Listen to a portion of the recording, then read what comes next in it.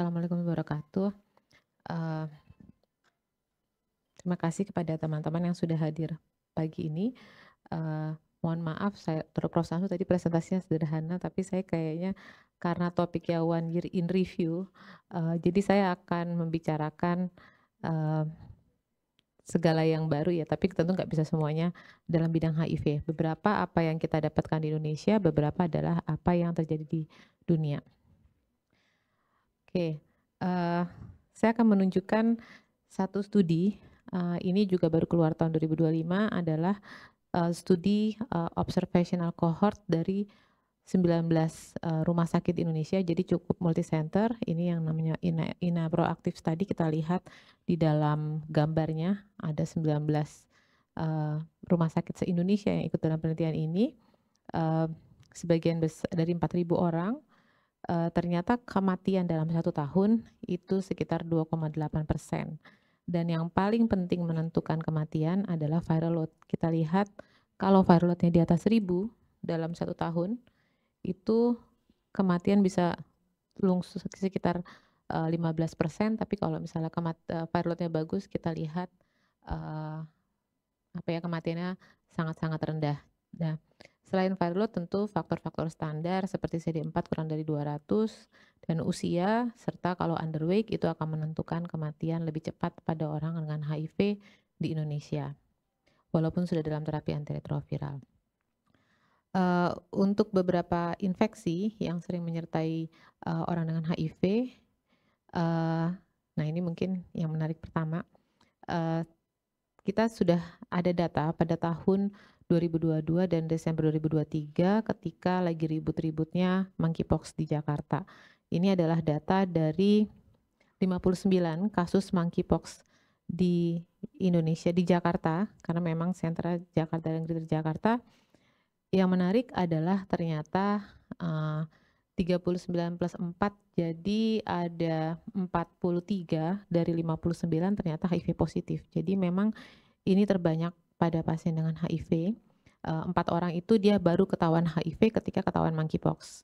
Dan kalau kita lihat 39 itu sudah dapat antiretroviral. Jadi kita sudah membuat mereka orang dengan HIV ini minum obat dengan baik, tapi jangan lupa mengedukasi perilaku seksual yang aman. Atau ya kalau tidak yang terjadi seperti monkeypox gitu. Ini kasusnya lumayan banyak pada orang dengan HIV, dan ternyata yang sudah minum ARV pun hanya 1 orang yang virusnya masih di atas 40. Jadi sebagian besar, memang ada yang nggak ada datanya ya, sekitar 46% nggak ada datanya, tapi yang sudah dapat HIV itu 51%, separuhnya itu sebenarnya virusnya sudah tidak terdeteksi. Jadi, viral load nggak terdeteksi itu tidak berarti tidak bisa terkena infeksi lain. Kita sering dengar bahwa terjadi berulang kali sifilis, tapi juga ada risiko besar juga terjadi penyakit-penyakit baru seperti monkeypox.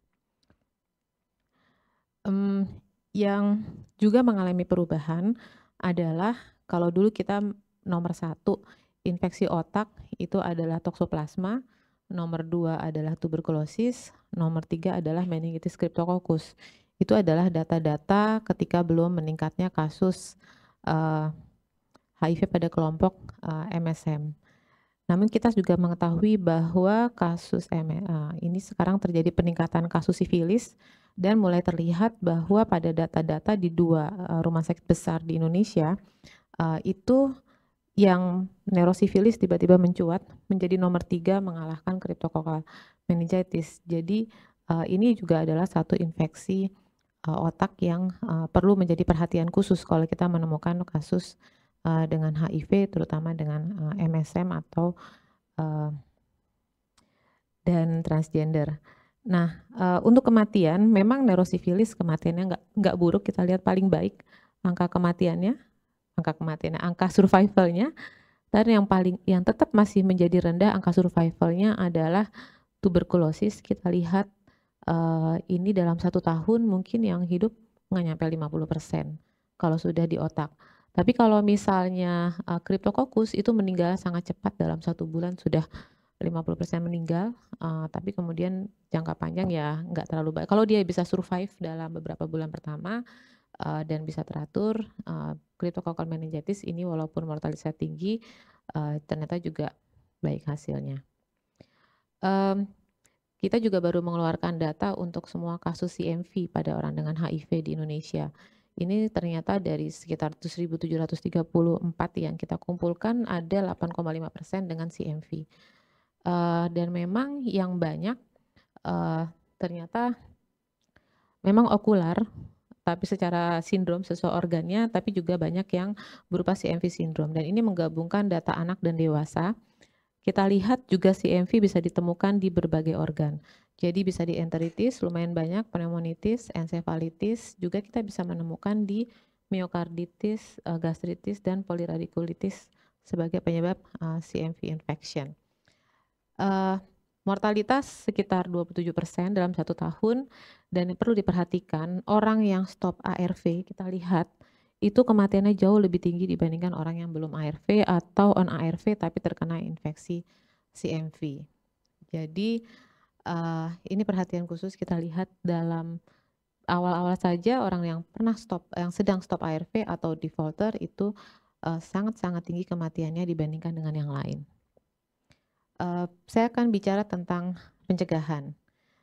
Kita tentu sudah mengenal bahwa untuk terapi TBC itu sekarang ada namanya TB Prevention Therapy atau TPT, dan ada 2 regimen yang dipakai. Indonesia belum mengeluarkan datanya ketika sudah menggunakan regimen ini.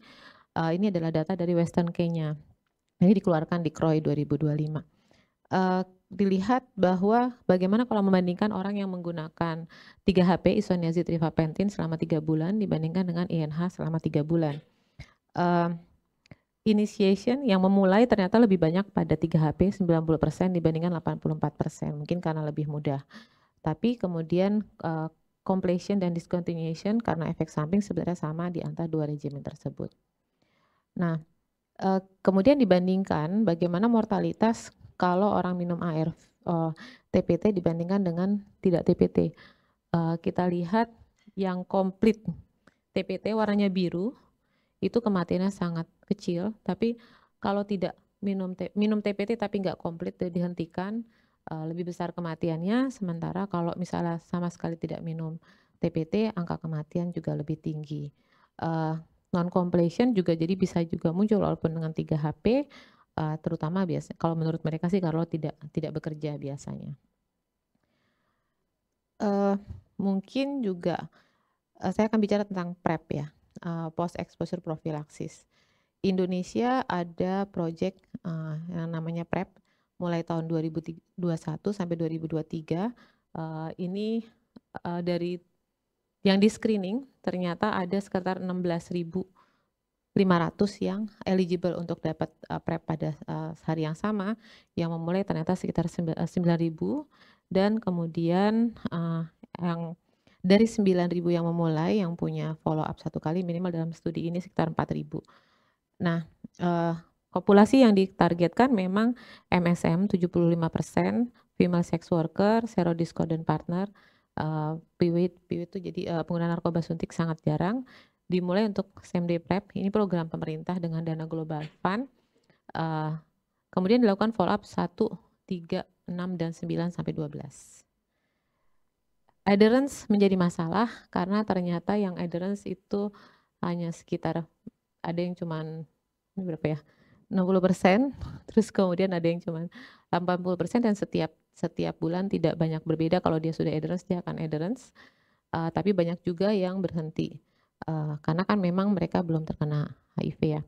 Nah ternyata STI diagnosis tetap meningkat walaupun sudah dapat terapi pencegahan dengan PrEP ini.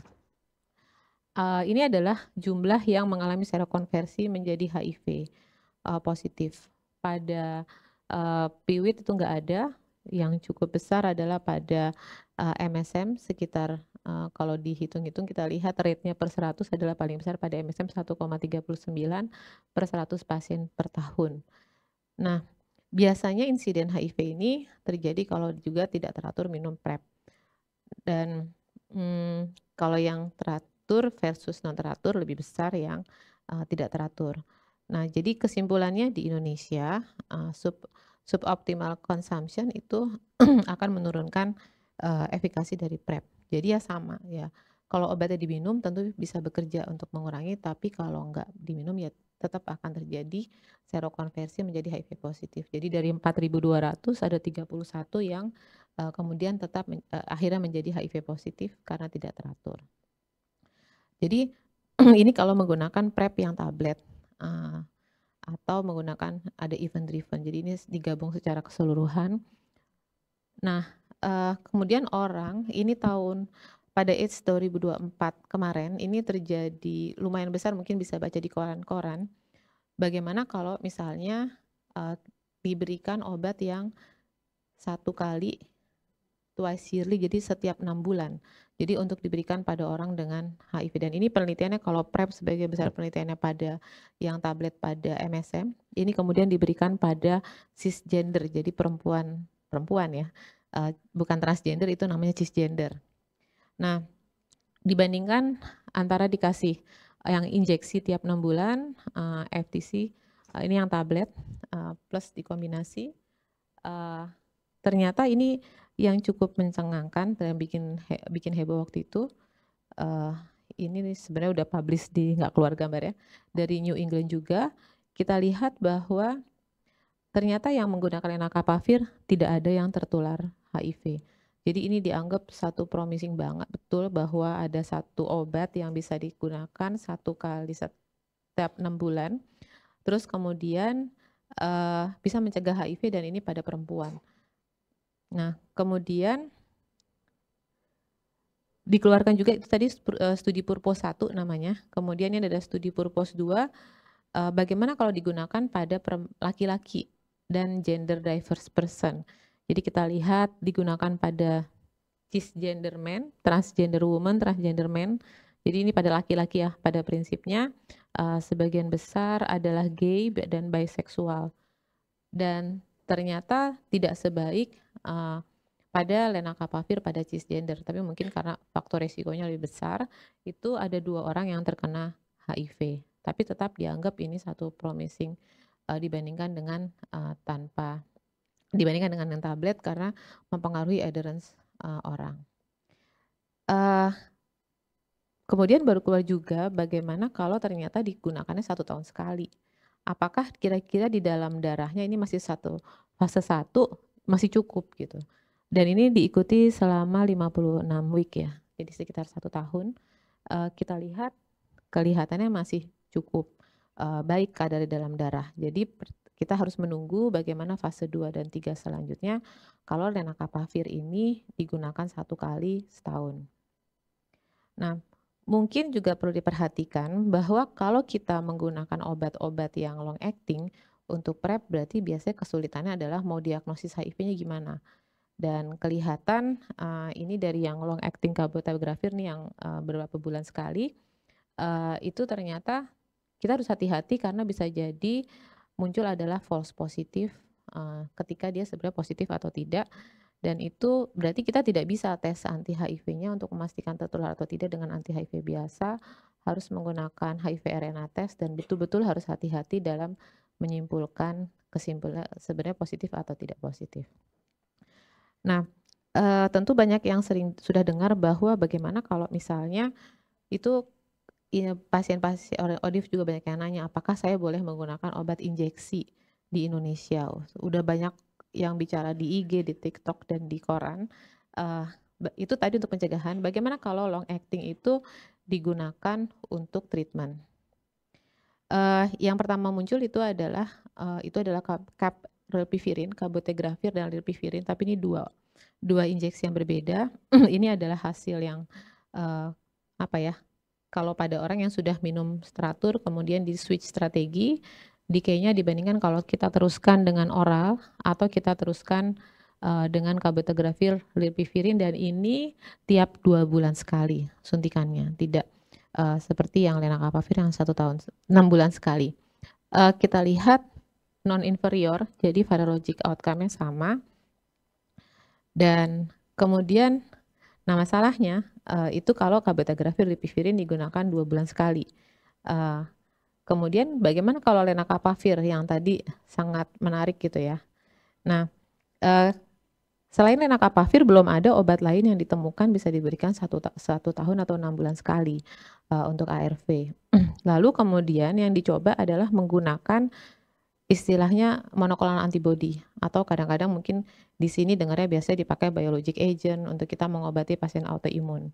Lalu kemudian dikombinasi dengan namanya TAP, dan ZAP gitu ya, plus lenacapavir, yang digunakan ini setiap 6 bulan dibandingkan dengan oral.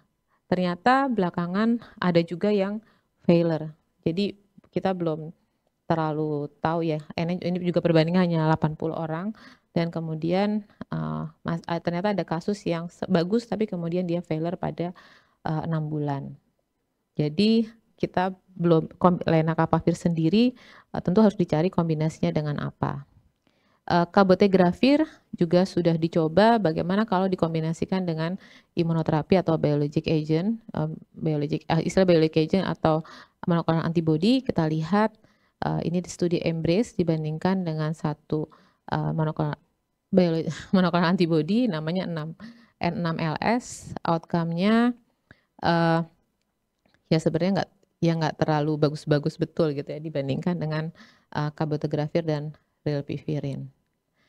Selanjutnya, ini mungkin bukan tentang long acting antiretroviral, tapi tentang efficacy kalau switching dari NRTI base ke, 2 obat. Jadi, ini untuk kegagalan terapi ya. Jadi kita lihat, kalau kita membandingkan kalau menggunakan 3 obat atau, mau pakai yang mana gitu. Nah kita lihat, ternyata, kalau misalnya kita lihat DTG plus 3-TC TDF dan DTG plus FTC TAF itu non inferior dibandingkan dengan, PI atau protease inhibitor. Jadi dianggap sebenarnya saat ini masih cukup bagus kalau kita menggunakan, dolutegravir, base treatment untuk lini kedua. Bagaimana dibandingkan pada studi DEV ya, ini kalau ini juga dilakukan di Indonesia. Ada 3 site di Indonesia ikut dalam DEV study ini, kita lihat bagaimana kalau kita menggunakan lini keduanya, ini pada orang-orang yang lini pertamanya misalnya kalau nggak salah tenofovir, lamivudin, efavirenz, kemudian dilihat kalau digunakan darunavir, ritonavir plus 2 NRTI, dolutegravir plus darunavir, ritonavir, atau dolutegravir plus 3-TC atau FTC. Jadi apa yang kita pakai sekarang cukup bagus, menggunakan dolutegravir dan 3-TC plus FTC sebagai lini kedua pada orang-orang yang first line failure dengan tenofovir, lamivudin, efavirenz. Selanjutnya sekarang sebenarnya mulai banyak bicara tentang monoterapi antiretroviral yang dulu awalnya monoterapi tahun 86-87, kemudian berubah jadi duoterapi, tidak terlalu efektif ketika diberikan triple atau quadruple terapi atau yang kita sebut dengan HART, itu barulah kita dapatkan terapi hasil seperti sekarang, virus bisa ditekan dalam jangka panjang. Tapi saat ini orang mulai pindah lagi membicarakan tadi duoterapi. Beberapa saya sudah tunjukkan sebelumnya. Nah, yang banyak dipakai itu di beberapa tempat adalah bagaimana menggunakan dolutegravir dan 3-TC saja pada orang-orang yang ini pada SOLAR-D yang treatment experience, jadi sudah banyak dapat obat macam-macam. Nah kita lihat, ternyata proporsinya kita melihat ya, bagaimana kalau tetap diteruskan dengan, boosted PI atau kalau diganti dengan, bictegravir berarti, ini ternyata, sorry saya nggak nunjukin datanya keluar ternyata, maaf. Nah, banyak studi untuk, menunjukkan tanpa tenofovir jadi duoterapi lamivudin atau FTC dengan dolutegravir itu ternyata tetap bisa digunakan. Tapi, Amerika baru saja mengubah, pedoman mereka. Jadi untuk orang yang baru mulai terapi ARV itu sudah mulai mendorong menggunakan 2 obat. Jadi dolutegravir plus, 3-TC sebagai pilihan ketiga kalau ternyata virusnya sedikit dan tidak ada resistensi dengan 3-TC dan kalau misalnya HBV, tidak ada. Tapi memang mereka tidak punya banyak data untuk orang-orang yang CD4-nya di bawah 200. Nah, saat ini pokoknya di sini sebenarnya adalah option. Kita sekarang mengalami beberapa kesulitan dengan obat, ada yang kehabisan abacavir dalam jangka waktu dekat. Jadi sebenarnya memang Indonesia belum melakukan perubahan data, jadi ini sebenarnya satu, option yang bisa dilakukan kalau orang tidak ada hepatitis B positif. Jadi kalau dia sudah stabil dengan TLD misalnya, kemudian dia tidak ada hepatitis B, kita bisa kemudian mengganti dengan hanya 2 terapi, 3 TC dan, dolutegravir. Kecuali kalau ada hepatitis B kita harus tetap pertahankan TDF-nya. Sekian, terima kasih. Ini beberapa slide saya ambil dari clinicaloption.com dan arvtrials.com. Assalamualaikum warahmatullahi wabarakatuh.